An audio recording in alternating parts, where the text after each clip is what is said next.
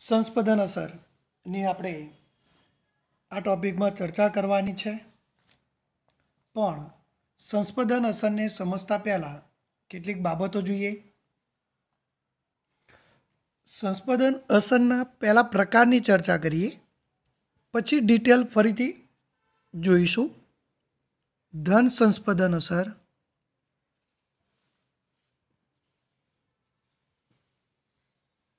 જેને આપણે +R તરીકે ઓળખીશું. હવે ધન સંસ્પદન અસર હું બંધારણ દોરું એટલે ખ્યાલ આવશે. આ એનિલીન છે, બેન્ઝીન ઉપર NH2 હોય એટલે એનિલીન. એનિલીનમાં આ નાઇટ્રોજન છે. એનિલીનમાં જે નાઇટ્રોજન છે એની બાહ્યતમ કક્ષામાં 5 ઇલેક્ટ્રોન હોય, એમાં 3 બંધ બનવા માટે વપરાયા, 2 બાકી રહ્યા. તો આને અબંધકારક ઇલેક્ટ્રોન યુગ્મ કહેવાય. શું કહીશું? અબંધકારક ઇલેક્ટ્રોન યુગ્મ. અને આ દ્વિબંધ છે, તો આને પાઈ ઇલેક્ટ્રોન તરીકે ઓળખીશું. તો અહીંયા વાત એવી છે કે સંસ્પદન કઈ રીતે થાય છે, તો ઇલેક્ટ્રોનના સંચલનના કારણે થાય. ઇલેક્ટ્રોનનું સંચલન એટલે કે ઇલેક્ટ્રોનનું એક જગ્યાએથી બીજી જગ્યાએ સ્થાનાંતર થવું. તો આ અહીંયા જશે અને આ ઇલેક્ટ્રોન અહીંયા જશે. એના કારણે એનું સંચરણ થશે, અને સંચરણથી શું થશે એ જોઈએ. તો જો NH2, તો આ ઇલેક્ટ્રોન અહીંયા આવ્યા તો બંધ બન્યો. અહીંથી ઇલેક્ટ્રોન જાય તો એ ધનભારિત બનશે. આ ઇલેક્ટ્રોન અહીંયા ગયા એટલે આ રીતે ઋણભાર દર્શાવીશું આપણે, અને આ બે અહીંયા એમના એમાં જ રહેશે. તો આ એક પ્રકારની સંસ્પદન અસર કહેવાય. તો સંસ્પદન અસર ક્યાં જોવા મળે, તો એ ધ્યાન રાખજો. અબંધકારક ઇલેક્ટ્રોન યુગ્મ અને પાઈ ઇલેક્ટ્રોન યુગ્મ વચ્ચેની ક્રિયાના પારસ્પરિક ક્રિયાના કારણે અણુમાં ધ્રુવીયતા આવશે. ધ્રુવીયતા એટલે આંશિક ધનભાર, આંશિક ઋણભાર આવશે. તો એને કહેવાય સંસ્પદન અસર. પણ વ્યાખ્યાત ફરીથી લખું છું, અહીંયા ધ્યાન રાખજો. પાઈબંધના ઇલેક્ટ્રોન યુગ્મ અને અબંધકારક ઇલેક્ટ્રોન યુગ્મ વચ્ચેની પારસ્પરિક ક્રિયા દ્વારા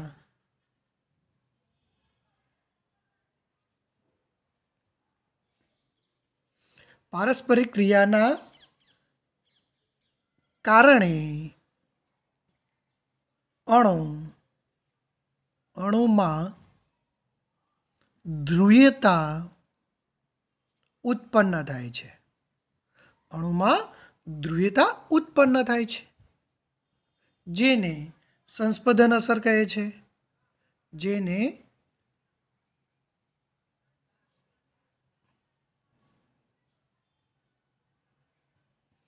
એટલે કે અહીંયા સમજી શકો એટલે શું લખ્યું વાક્ય રચના, ધ્યાન રાખવાનું.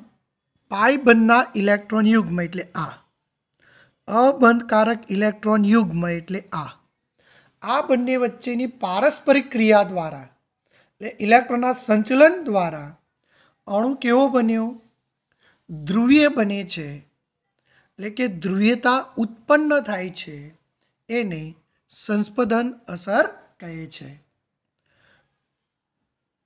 હવે આ અહીંયા જાય ઇલેક્ટ્રોન, આ ઇલેક્ટ્રોન અહીંયા જશે, તો હજુ પણ તમને આગળ સંસ્પદન એટલે કે ઇલેક્ટ્રોનનું સંચરણ જોવા મળશે.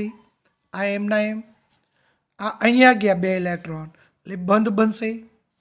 આ બંને ઇલેક્ટ્રોન અહીંયા આવ્યા એટલે આપણે આ રીતે રાખીશું. એ જ રીતે હજુ પણ આપણે આગળ જોઈએ.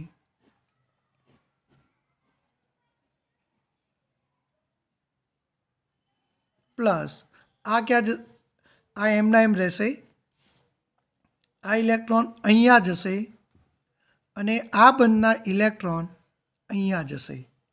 એટલે કે આ તો એમના એમ જ, આ અહીંયા ગયો, આ બે ઇલેક્ટ્રોન એટલે બંધ અહીંયા આવ્યો અને અહીંયા ઋણ બહાર આવશે. તો આ રીતે તમને ઇલેક્ટ્રોનનું સંચરણના કારણે ધ્રુવીયતા ઉત્પન્ન થશે. પણ આને આપણે ધન સંસ્પંદન અસર કહ્યું, પણ ધન સંસ્પંદન અસર પણ આવશે. આગળ હજુ જોઈશું ઋણ સંસ્પંદન પણ અસર આવશે. પણ આની વ્યાખ્યા, આની સમજૂતી કઈ રીતે અપાય? તો આ અસરમાં, ધન સંસ્પંદન અસરમાં ઇલેક્ટ્રોન, ધન સંસ્પંદન અસરમાં ઇલેક્ટ્રોન યુગ્મનું સ્થાનાંતર પ્રણાલી સાથે, એટલે કે બેન્ઝીન હોય કે કોઈ પણ પ્રણાલી સાથે જોડાયેલો અણુ કે પરમાણુ, આમાં આ અણુ છે, જો ક્લોરીન હોત તો એને પરમાણુ શબ્દ વપરાય. એટલે ફરીથી આ અસરમાં ઇલેક્ટ્રોન યુગ્મ પ્રણાલી સાથે જોડાયેલા પરમાણુ કે અણુથી દૂર જાય, અણુથી દૂર જાય તો એને ધન સંસ્પંદન અસર કહે છે. એટલે કે આ અસરમાં શું થશે? તે પ્રણાલી સાથે જે પરમાણુ કે અણુ જોડાયેલો છે એનાથી દૂર તરફ એનું સ્થાનાંતર થશે, એટલે કે વિસ્થાપન થશે. તો એને કહેવાય ધન સંસ્પંદન અસર. આવું જ ક્લોરીનમાં પણ હોય, એ પણ તમે સમજી શકો. જુઓ,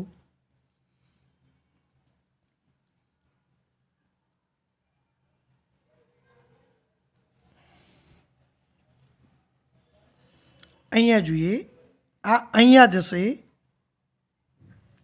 આ અહીંયા જશે. જુઓ તો શું થયું? જોડાયેલા એટલે અહીંયા વચ્ચે દ્વિબંધ આવશે અને અહીંયા ધન ભાર આવશે. જુઓ, વાક્ય રચના ધ્યાન રાખજો. તો અહીંયા દ્વિબંધ આવ્યો, આ ઇલેક્ટ્રોન અહીંયા ગયા તો માઇનસ અહીંયા આવશે. જુઓ, તો અહીંયા ઇલેક્ટ્રોન ક્યાં ગયો? તો જોડાયેલા પરમાણુથી દૂર થયો, પ્રણાલી સાથે જોડાયેલા પરમાણુથી દૂર થયો. તો દૂર તરફ થાય તો એને ધન સંસ્પંદન અસર કહેવાય. હજુ આગળ જોવું હોય તો પણ તમે જોઈ શકો છો. કઈ રીતે આવશે? આ અહીંયા જશે, આ ઇલેક્ટ્રોન અહીંયા જશે, આમ આવશે, આ રીતે થશે, ઉપર એમના એમ રહેશે. હજુ પણ આગળ થશે,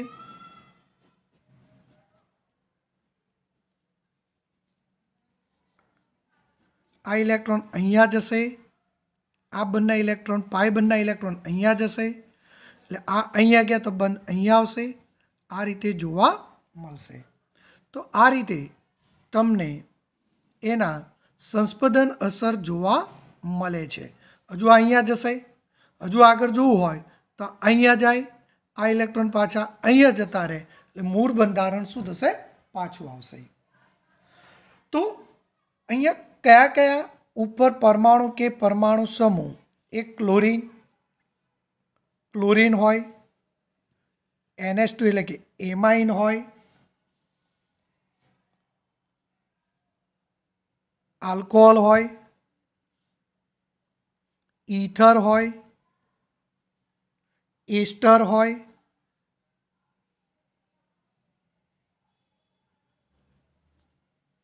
કે પછી પ્રાથમિક એમાઇન હોય, દ્વિતીયક એમાઇન હોય. જો આ બધા જ્યારે પણ બેન્ઝીન વલય સાથે જોડાયેલા હશે, બેન્ઝીન વલય સાથે, ત્યારે અહીંયા બેન્ઝીન પર ઋણ ભાર આવશે. બેન્ઝીન ઉપર શું આવશે? ઋણ ભાર. પણ આ ઋણ ભાર ક્યાં આવે? જો ઓર્થો અને પેરામાં જ આવશે. ઋણ ભાર આટલા ઘટકો જે છે એ જ્યારે પણ જોડાયેલા હોય, આટલા બધા, ક્લોરીન પણ બ્રોમિને આવ્યા, જે કામ ક્લોરીન કરે બ્રોમિન પણ કરે, તો ત્યારે એ બેન્ઝીન પર ઓર્થો અને પેરા સ્થાનમાં, ઓર્થો અને પેરા આ મેટા સ્થાન કહેવાય, મેટા સ્થાન ઉપર કોઈ અસર ઉપજાવતા નથી. ઋણભાર ક્યાં આવે છે? ઓર્થો અને પેરા પર. ઋણભાર આવે છે એનો મતલબ ઇલેક્ટ્રોન આવે છે. ઇલેક્ટ્રોન આવે છે એનો મતલબ ઇલેક્ટ્રોનની ઘનતા વધે છે. તો ઓર્થો અને પેરા પર ઇલેક્ટ્રોનની ઘનતામાં શું થાય છે? વધારો થાય. એટલે કઈ અસર હોય? ધન સંસ્પંદન અસર હોય ત્યારે. ક્યારે? ધન સંસ્પંદન અસર જોવા મળતી હોય ત્યારે. નંબર 2 જોઈએ હવે, ઋણ સંસ્પંદન અસર. એ જ રીતે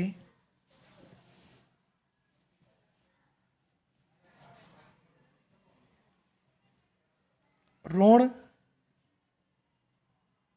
સંસ્પંદન અસર. તો ઋણ સંસ્પંદન અસરમાં શું હોય?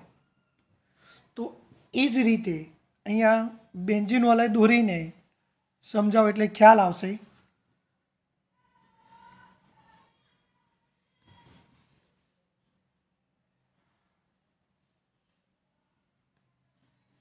બેન્ઝીન સાથે કોઈ અણુ હોય કે પરમાણુ જે પણ હોય, અહીંયા આપણે નાઇટ્રો લઈશું NO2.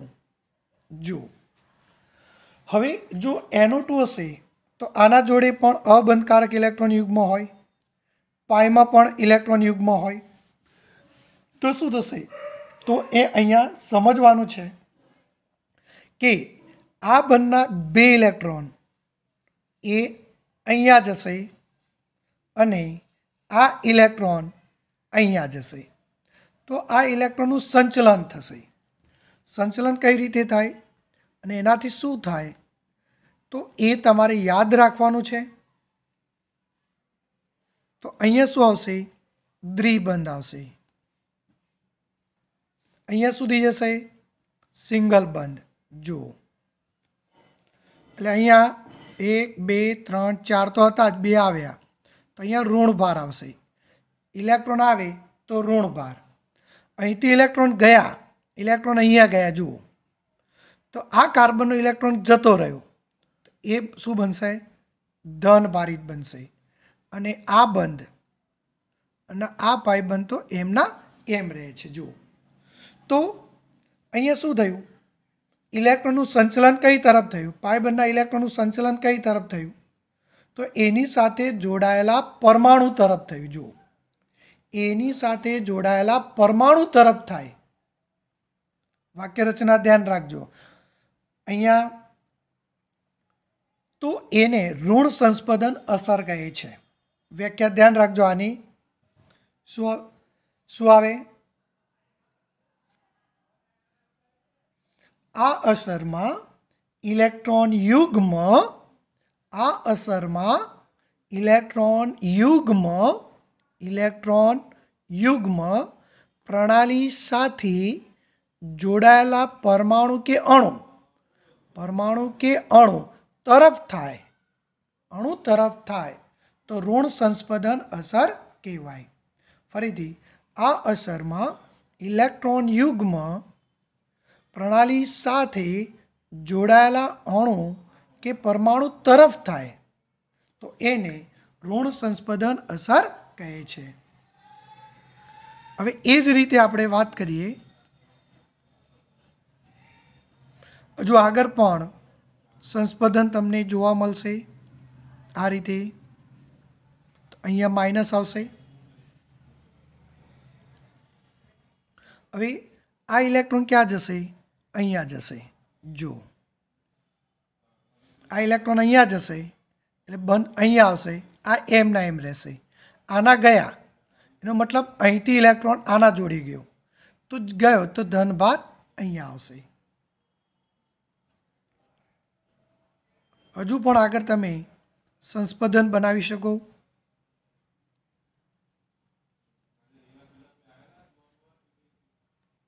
સોરી, દ્વિબંધ થઈ ગયો. અહીંયા માઇનસ આવશે.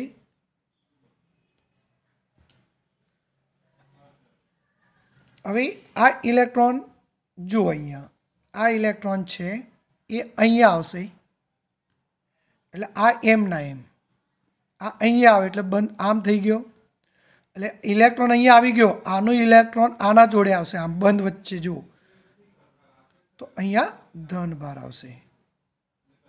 થયું? તો આ રીતે એમાં સંસ્પંદન જોવા મળશે.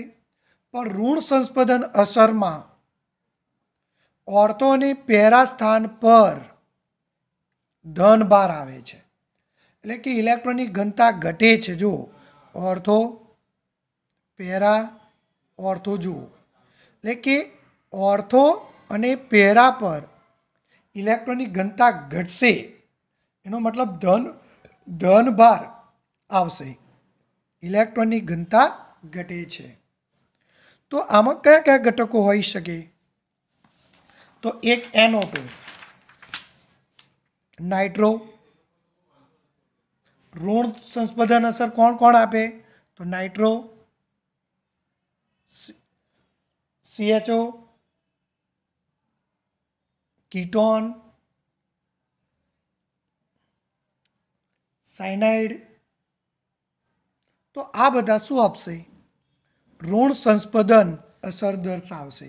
એનો મતલબ શું કે આટલા જો જોડાય, આ બધા જોડાય તો ઇલેક્ટ્રોન યુગ્મનું સ્થાનાંતર ઉપર તરફ થશે, એટલે કે બેન્ઝીનમાં ધન ભાર બનશે.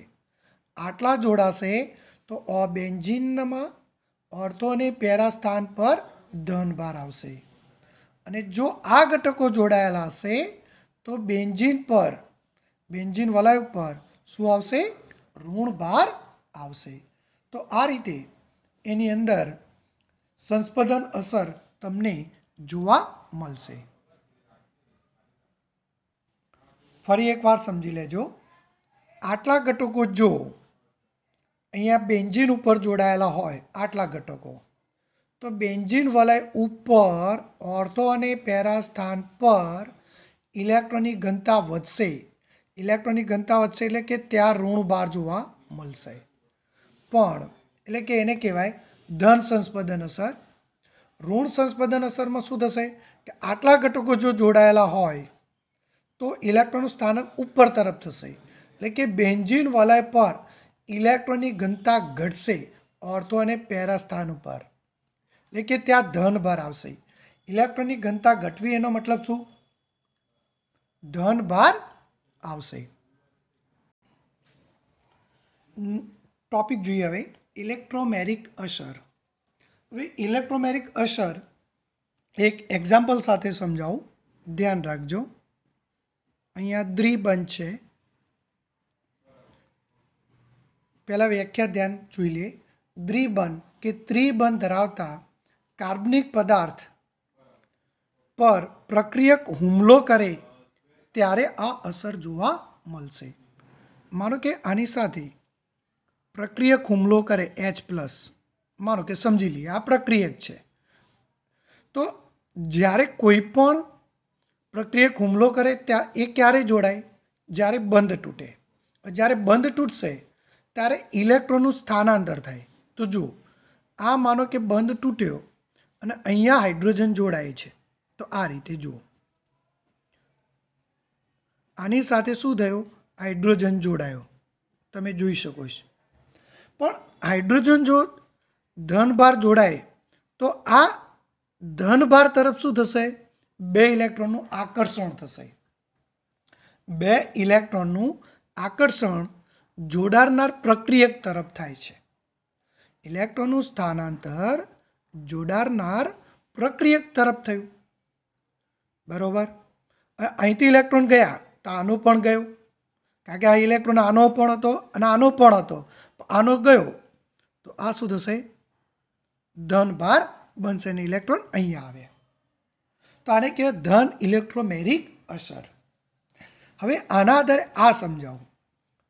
દ્વિબંધ કે ત્રિબંધ ધરાવતા પ્રક્રિયક સાથે, દ્વિબંધ કે ત્રિબંધ ધરાવતા કાર્બનિક સંયોજન સાથે પ્રક્રિયક હુમલો કરે ત્યારે આવું જોવા મળે ભાઈ. અને આ જે જોવા મળે એને ઇલેક્ટ્રોમેરિક અસર કહે છે. ફરીથી એટલે વ્યાખ્યા ધ્યાન રાખો. દ્વિબંધ કે ત્રિબંધ ધરાવતા કાર્બનિક પદાર્થ પર પ્રક્રિયક હુમલો કરે છે ત્યારે દ્વિબંધ કે ત્રિબંધ ધરાવતા કાર્બનિક પદાર્થ પર પ્રક્રિયક હુમલો કરે છે ત્યારે આ અસર જોવા મળે છે. એટલે ફરીથી દ્વિબંધ કે ત્રિબંધ ધરાવતા કાર્બનિક સંયોજન પર પ્રક્રિયક હુમલો કરે છે ત્યારે આ અસર જોવા મળે છે. જેમાં ઇલેક્ટ્રોન પાઇબંધના ઇલેક્ટ્રોનનું સ્થાનાંતર પ્રક્રિયક જોડાય તે તરફ પણ થાય, એનાથી વિરુદ્ધ તરફ પણ થાય. જો આમ પણ થાય, આમ પણ થાય. જો અહીંયા બીજું એક્ઝામ્પલ જોઈએ એટલે વધારે ખ્યાલ આવશે.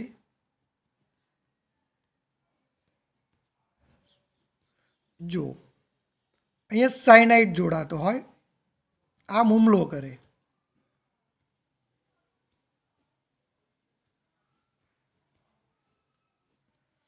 આ હુમલો કરે તો આ અહીંયા સાયનાઇડ જોડાશે. જો તો આ બે ઇલેક્ટ્રોન જે છે તો પ્રક્રિયક હુમલો કરનાર પ્રક્રિયકથી વિરુદ્ધ તરફ એટલે આ બાજુ જશે ઇલેક્ટ્રોન.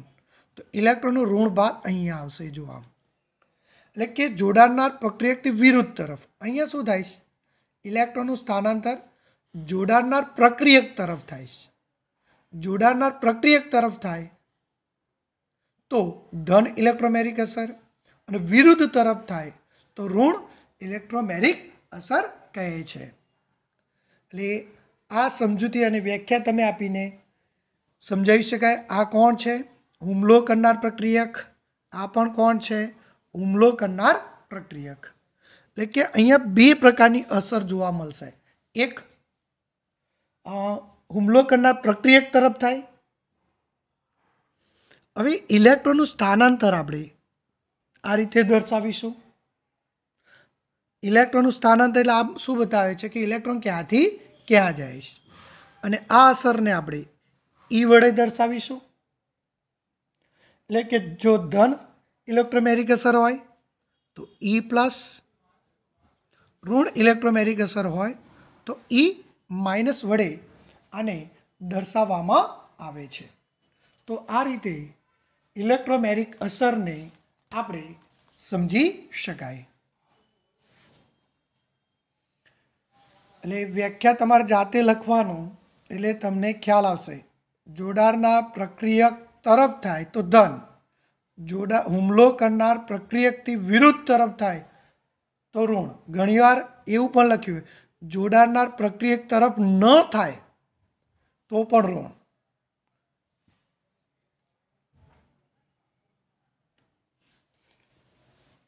અતિસંયુગ્મન હાઇપર કોન્જ્યુગેશનને થોડું સમજવું થોડું ટફ છે. એટલે તમને પહેલાં વાક્યોને સમજાવતો જવું વન બાય વન. અતિસંયુગ્મન સ્થાયીકરણ આકર્ષણ છે. એટલે કે છે કે અતિસંયુગ્મન એટલે કે હાઇપર કોન્જ્યુગેશન જેટલું વધુ હશે એમ અણુની સ્થાયીતા વધુ હશે એવું સમજાવી શકાય. એટલે અતિસંયુગ્મન વધુ એમ સ્થાયીતા વધુ, મતલબ એક પ્રકારનું સ્થાયીકરણ આકર્ષણ છે. આ આકર્ષણમાં અસંતૃપ્ત પ્રણાલી એટલે કે જેમાં ઇલેક્ટ્રોન ખૂટતો હોય. જો આ લખ્યો CH3 CH2 પ્લસ, તો આ જે છે કાર્બન એને અસંતૃપ્ત પ્રણાલી કહેવાય. શું બોલાય આને? અસંતૃપ્ત પ્રણાલી. અથવા દ્વિબંધ અથવા બેન્ઝીન વલયવાળો જોડાતો હોય તો એને પણ અસંતૃપ્ત પ્રણાલી કહેવાય. અસંતૃપ્ત એટલે પૂર્ણ, આપણે યાદ કરો સિંગલ બંધથી જોડાય તો એને સંતૃપ્ત કહેવાય, અને દ્વિબંધ કે ત્રિબંધથી જોડાય તો એને અસંતૃપ્ત કહેવાય. એટલે અહીંયા દ્વિબંધવાળો હોય એને પણ અસંતૃપ્ત કહીશું. એક્ઝામ્પલની આપણે વાત કરીશું. એટલે ધનભાર હોય, દ્વિબંધ હોય કે બેન્ઝીન વલય હોય તો એને અસંતૃપ્ત પ્રણાલીના પરમાણુ સાથે જોડાયેલા આની સાથે આ જોડાયું જુઓ, CH બંધ, આ CH બંધ, તો એને સિગ્મા બંધ કહેવાય. અને કોઈ પણ સિગ્મા બંધમાં કેટલા ઇલેક્ટ્રોન હોય? 2. એટલે આ પણ આવે, આ સિગ્મા બંધ આવે, આ પણ સિગ્મા બંધ આવે. જુઓ તો અહીંયા શું થાય છે? તો એ ઇલેક્ટ્રોનનું એ અસંતૃપ્ત પ્રણાલી તરફ આકર્ષણ થાય છે, એટલે કે એના તરફ વિસ્થાનીકૃત થાય છે. વિસ્થાનીકૃત એટલે કે સ્થાનાંતર થાય છે. સ્થાનાંતર પણ લખી શકાય. તો એને કહેવાય અતિસંયુગ્મન. ફરીથી, અસંતૃપ્ત પ્રણાલીમાં રહેલા પરમાણુ સાથે જોડાયેલો CH સિગ્મા બંધના ઇલેક્ટ્રોનનું સ્થાનાંતર થાય છે, એટલે કે વિસ્થાનીકૃત થાય છે, જેને અતિસંયુગ્મન કહે છે. જો આવું થશે તો શું થશે? અહીંયા તો આ અહીંયા આવ્યો તો દ્વિબંધ આવશે, તો આ રીતે બનશે. અને આ હાઇડ્રોજન પોતે શું બનશે? ધન ભારિત બનશે. જુઓ, હજુ પણ તમે આગળ વિચારી શકો, આ જાય એવું જરૂરી નથી કે આનું જ આકર્ષણ થાય. જો આનું આકર્ષણ થાય તો શું થાય? જુઓ, તો આ બંધ એમના એમ રહેશે. આ ઇલેક્ટ્રોન અહીંયા આવ્યા, આ નથી આવતા, આવે આ આવશે. તો અહીંયા દ્વિબંધ CH, અને આ અહીંયા ગયો તો આ શું આવ્યો? આ હાઇડ્રોજન, આ બંધ તૂટી ગયો, ઇલેક્ટ્રોન જતા રહ્યા એટલે બંધ તૂટશે. આના ગયા તો આ શું બનશે? ધન 12 બનશે. હજુ ત્રીજું જોઈએ. હજુ આપણે આ પણ સ્થાનાંતર કરે. જુઓ, જેમ આ ઇલેક્ટ્રોન અહીંયા ગયો એમ આ ઇલેક્ટ્રોન અહીંયા જાય તો શું થાય? તો જુઓ તમે,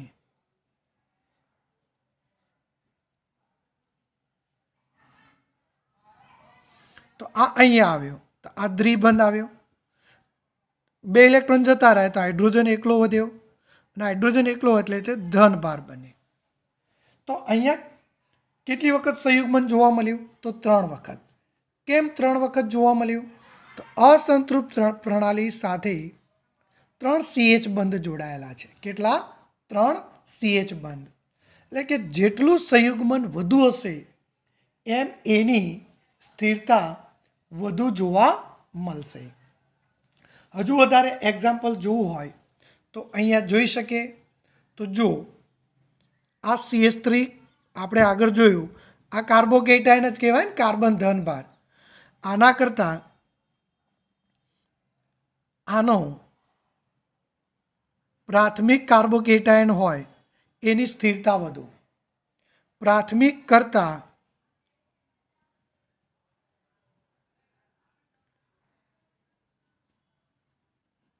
દ્વિતીય કાર્બોકેટાઇનની સ્થિરતા વધુ. દ્વિતીયક કરતાં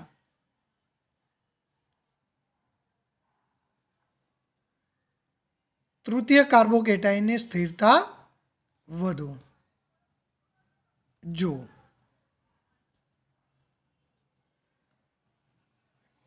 તો આને આપણે સમજવાનો પ્રયત્ન કરવાનો છે. કઈ રીતે સમજાવવાનું છે તો એ જોઈએ. આના કરતાં આની આપણે વાત કરીએ. આ બંનેમાં વાત કરો. જુઓ તો અહીંયા આ તો આપણે દોર્યું છે. જુઓ આ અહીંયા દોરી. જુઓ CH2 CH3, તો આમાં કેટલા સિગ્મા બંધ હતા કે જેનું અહીંયા કાર્બન તરફ સ્થાનાંતર થાય? તો 3 સિગ્મા બંધ. પણ અહીંયા જુઓ આમાં શું થાય છે? આ CH પ્લસ છે, એની સાથે અહીંયા 3 CH. પહેલાં દોરું એ જુઓ એટલે એક વધારે ખ્યાલ આવશે તમને.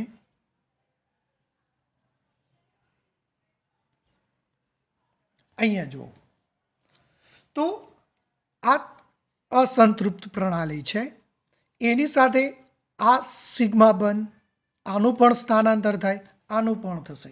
આ 3 છે, એની સાથે આ પણ સિગ્મા બંધ છે. જો તો ટોટલ કેટલા સિગ્મા બંધ થયા? પ્રાથમિક હોય એમાં 3 સિગ્મા બંધ જે અતિસંયુગ્મન માટે જવાબદાર છે. આમાં 3 જવાબદાર છે. આમાં ટોટલ કેટલા થયા? 6 થશે. આમ સ્થાનાંતર આનું પણ થાય. જો આનું થાય તો શું થાય? એક દોરી બતાવું એટલે ખ્યાલ આવે તમને.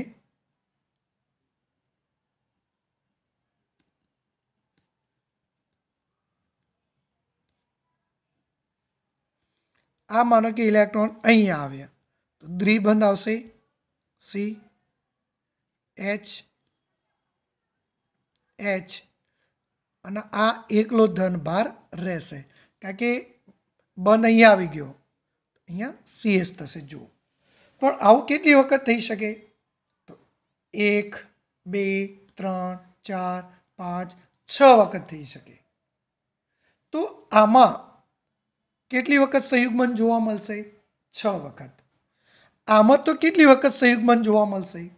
તો 9 વખત. જુઓ 3 3 3 એટલે આ 3 ઇલેક્ટ્રોન પણ સ્થાનાંતર કરે, આ પણ કરે, આ રીતે કરે. તો જેટલું વાક્ય રચના ધ્યાન રાખવાની છે.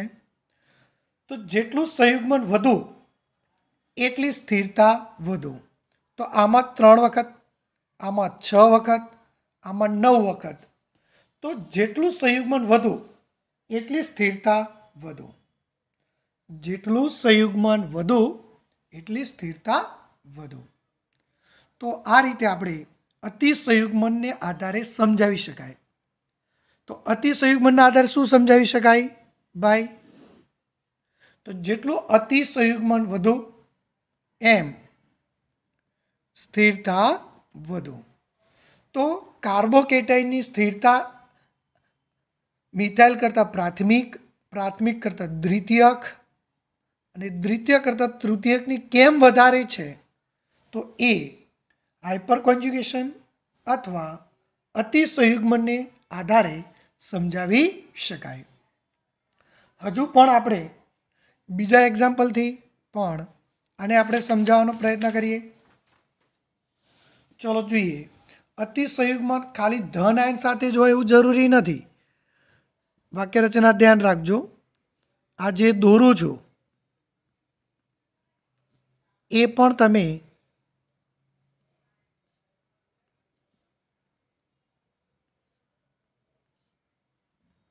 જો આમાં પણ તમને સંયુગ્મન જોવા મળશે. જો તો કઈ રીતે સંયુગ્મન આવશે?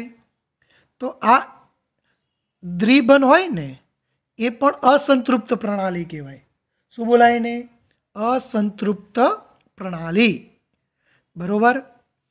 તો આ સિગ્મા બંધના ઇલેક્ટ્રોનનું સ્થાનાંતર આ બાજુ થશે અને આ ઇલેક્ટ્રોનનું સ્થાનાંતર અહીંયા થશે. તો શું બનશે?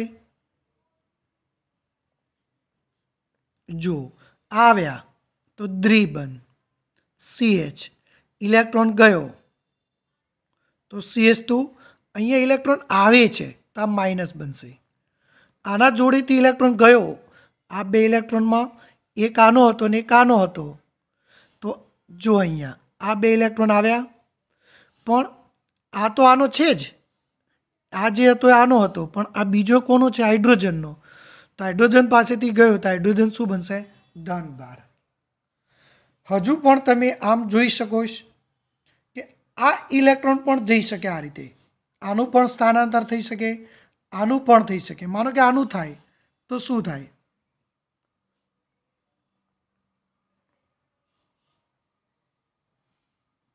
તો આ ધન ભાર બનશે.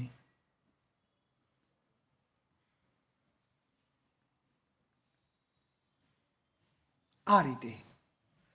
તો હજુ કેટલી વખત સંયુગ્મન જોઈ શકાય? આવું 3 વખત.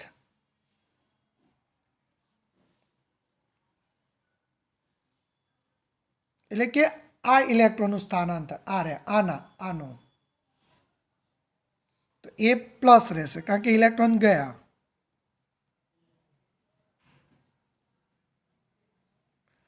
તો કેટલી વખત જોવા મળ્યું? તો 3 વખત જોવા મળ્યું. તો આને શું કહેવાય કે આમાં 3 વખત અતિસંયુગ્મન જોવા મળે છે. જો વાક્ય રચના ધ્યાન રાખજો. CH3 CH double bond CH2 એટલે આ દ્વિબંધ સાથે કેટલા CH3 જોડાયેલા છે એની વાત કરીએ. ચલો એક આ એક્ઝામ્પલ. અહીંયા બીજું દોરું છું, ધ્યાન રાખજો. 2 CH3 લઉં છું. આમ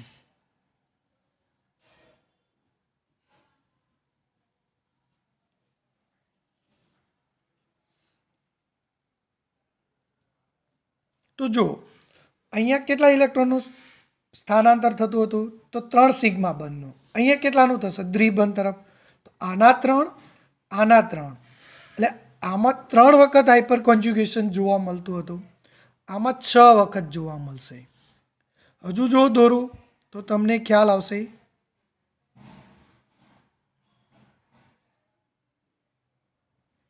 આમાં કેટલી વખત જોવા મળશે? જો તો દ્વિબંધ આ 3, આ 3, આ 3, ટોટલ 9 વખત.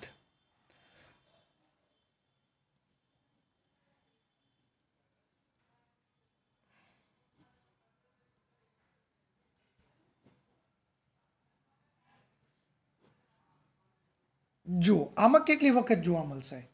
તો ટોટલ 12 વખત. તો સૌથી વધુ સ્થાયી કયો ઘટક હશે? તો કે છે સૌથી વધુ સ્થાયી આ હોય. આના કરતાં આની સ્થાયીતા વધુ, આના કરતાં આની સ્થાયીતા વધુ, આના કરતાં આની સ્થાયીતા વધુ. સ્થાયીતા કહો કે સ્થિરતા કહો, તો એના માટે જવાબદાર કોણ છે? હાઇપર કોન્જ્યુગેશન અથવા અતિસંયુગ્મન. તો આને આ રીતે ટોપિકને સમજી શકાય અને એને જાણી શકાય. હવે ઘણીવાર આ JEE નીટમાં આ પ્રશ્ન પૂછાતો હોય, પણ ઘણી આવું દોરીને નથી આપેલું હતું, ખાલી નામ લખેલું હોય. પ્રોપીન, આનું શું લખ્યું હોય? 2 મિથાઇલ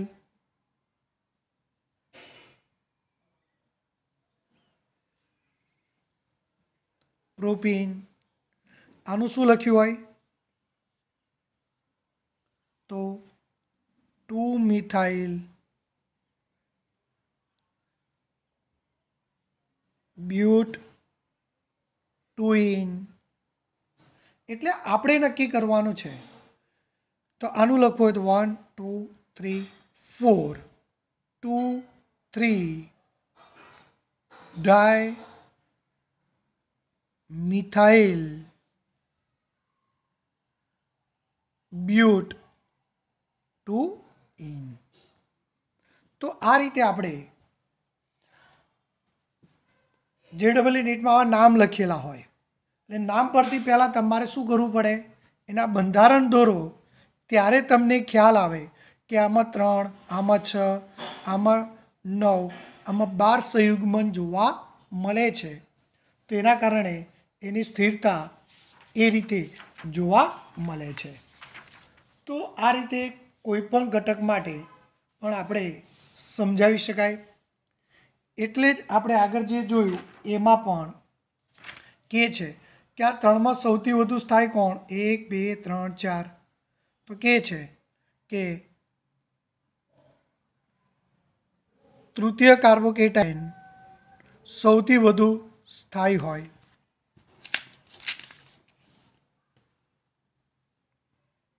આ કોયડો 12.9 છે. 12.9માં પૂછ્યું છે કે આની સ્થિરતા વધુ છે. સ્થિરતા વધુ છે કારણ કે એમાં અતિસંયુગ્મન વધુ જોવા મળે છે. 3 3 3 ટોટલ 9 વખત જોવા મળશે. જેટલું અતિસંયુગ્મન વધુ એમ એની સ્થિરતા વધુ હોય. એટલે તમારે ધ્યાન રાખવાનું છે, ટોપિકને સમજવાનો છે. આ ટોપિક ચોપડીમાં નથી, પણ કોઈ વખત JEE નીટમાં પૂછાતો સૌથી અગત્યનો ટોપિક છે, એટલે તમારે ધ્યાન રાખવાનું છે.